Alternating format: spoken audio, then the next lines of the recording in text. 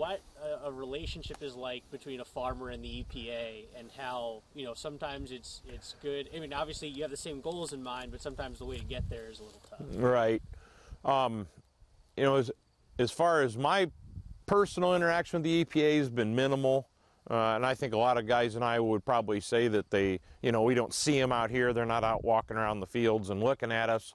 But it's a rules and regulations thing that we deal with them. And I guess probably what concerns most farmers is over-regulation and unnecessary regulation.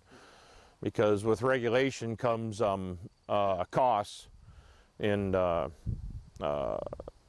sometimes unnecessary regulation leads to unnecessary costs that don't need to be done.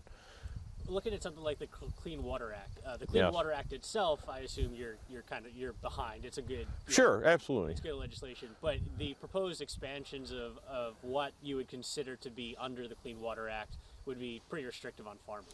Well, and it would, and the question is, when you start talking about expansions, when they're talking about potholes and drainage ditches and small creeks that are dry half the year, the question is, how far is that regulation going to go, and what are they going to want to do? You know, are they going to require buffer strips? Are they going to require setback areas for farming? And I think that's as much of a concern as anything. And those probably, honestly, are probably the lowest. If you have an issue with pollution or you have an issue with runoff on nutrients, those are probably your smallest contributors to it, compared to areas with lots of concrete, like in the cities, and stuff right along major rivers. Those would be very minimal contributors to nutrient issues. Is the idea behind potentially regulating them just to make sure you get every inch of, you know, try to...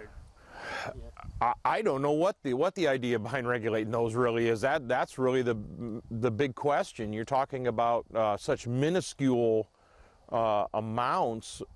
To micromanage such an area seems unnecessary and kind of to me, a waste of government's time. Sure. What kind of cost would farmers have to take on? I mean, if you don't know the exact dollar cost, that's fine. But in terms of, you know, if there are more regulations, what you guys have to put into, whether it's splitting up fields or things like that? My guess, and you know, of course, there's no hard, fast rules that somebody can sit down and read yet at this point, I guess. But my guess would be they're going to want larger setbacks areas, which would take more land out of production along these ditches and these small creeks. Would be part of it. I can also see maybe they're going to want buffer strips, or they're going to reduction in nutrients. So if you're reducing nutrients, or you're only allowed a certain amount of fertilizer in an area, you know, that could easily cost you in yield and production. Sure. Why?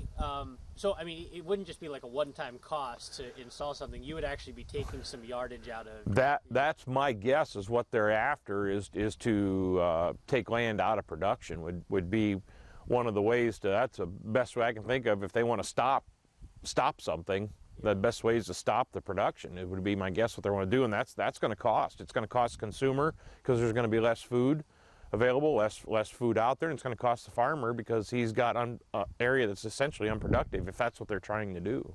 What's it like to kind of see an issue like this get attention, at least across the state, but in I mean, one of the biggest Senate races across the country right now?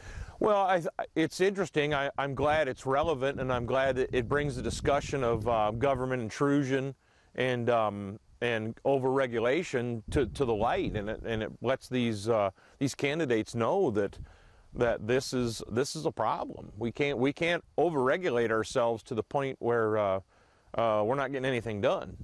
Do you think it would be? I mean, Joni Ernst has talked about taking the EPA, taking the teeth away from the EPA. I think it was that. Sure. Do you think? I mean, is that a way to go? Is the EPA necessary with the way farmers work their fields now?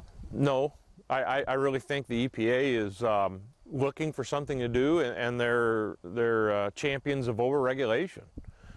They have their place. Nobody wants dirty water. Nobody wants pollution. That's from the farmer right down to the consumer. Nobody wants that.